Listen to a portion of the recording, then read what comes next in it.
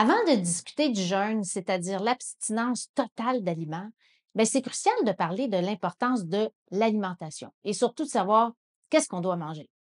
Eh bien, au comité des médecins, on vous recommande d'avoir une alimentation végétale.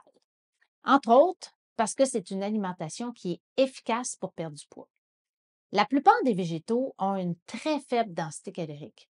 Ça facilite donc le maintien d'un déficit calorique sans avoir vraiment à se soucier des quantités qu'on mange ou à souffrir de la faim. En plus, l'alimentation végétale, quand elle est variée, contribue à la prévention de nombreuses maladies chroniques, comme par exemple l'hypertension, le diabète de type 2 et bien d'autres.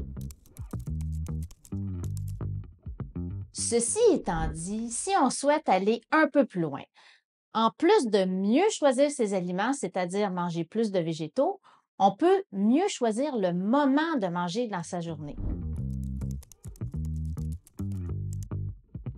On peut par exemple pratiquer l'ART, l'alimentation restreinte dans le temps, ou encore ce qu'on appelle le jeûne intermittent. C'est la même chose. Ça consiste à consommer la totalité de ses calories dans sa journée dans une fenêtre de 8 à 12 heures. Il n'est absolument pas nécessaire de se forcer à atteindre le 8 heures. 10 à 12 heures serait déjà excellent.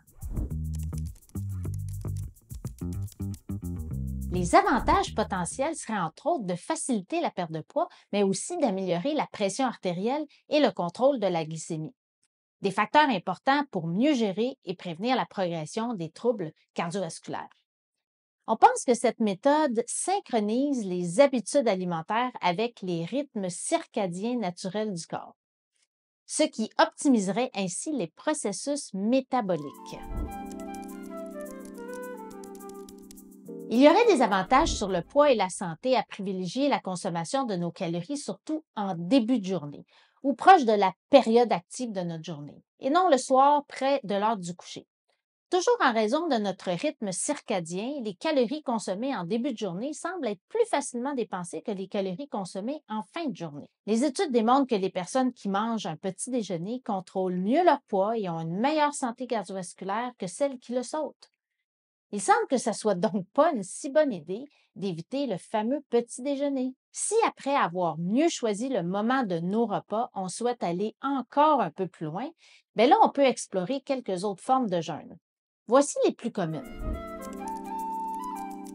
Le jeûne 5-2. Dans ce modèle, on mange comme d'habitude pendant 5 jours et on jeûne pendant 2 jours, en consommant très peu ou pas du tout de calories ces jours-là. Cette approche n'est pas facilement accessible à tous puisqu'elle doit se faire sous supervision médicale après 24 heures de jeûne complet. Le Fasting Mimicking Diet, en français on dit la diète mimant le jeûne, ça consiste à suivre un protocole de restriction calorique de 5 jours dans un mois, et ce, en certaines périodes de l'année.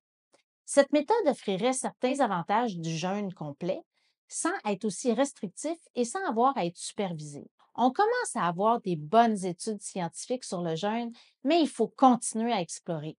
Le but de cet épisode n'est pas nécessairement de vous encourager à le pratiquer, mais de le démystifier et d'attirer votre curiosité. En conclusion, on pourrait dire que l'adage « manger comme un roi le matin, comme un prince le midi et comme un pauvre le soir », c'est tout à fait d'actualité.